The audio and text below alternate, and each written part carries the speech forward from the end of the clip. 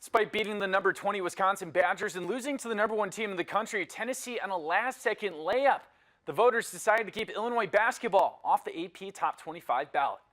While some Illinois fans think the team was snubbed from the rankings, Illinois basketball, they're happy that they challenged themselves by taking on Tennessee. I mean, that's why we all came to the school like this. We want these big games. Worry about Missouri now. I feel like it's the biggest mentality. Can't go back and change the game. We all can just watch the film. In advanced analytics, they say Illinois, they're a top 15 basketball team.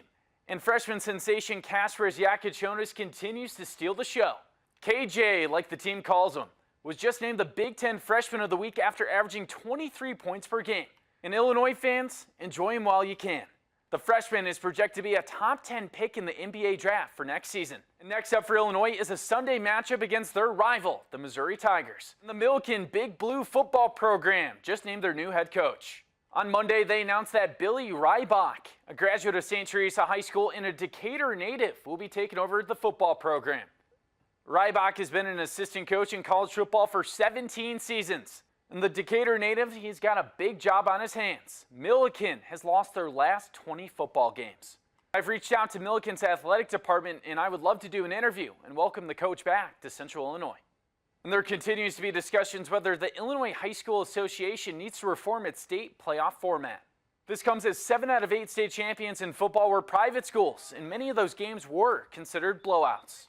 This past season, the Sangamo Conference proposed a new rule where the seating of private schools would not be based on enrollment and the 1.65 multiplier, but the average size of the 30-mile radius from where they recruit from. For example, that could push a private school in Chicago to move up from 3A to 5A. To 30 miles, if you're in a suburb, you're pulling in parts of Chicago or Cook County. So you're talking about millions of people versus maybe 100,000. So that's what we were trying to address. Appleby says the proposal did not pass and they are hoping to make tweaks to it and reintroduce it in the future.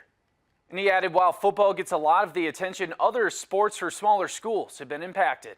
But you are seeing it in other sports. Volleyball is a real popular girls sport. I look at 2A, 3 of the 4 teams in the Final Four this year were non-boundaried schools. The association did make one change where class enrollments will now be updated each year instead of every 2 years.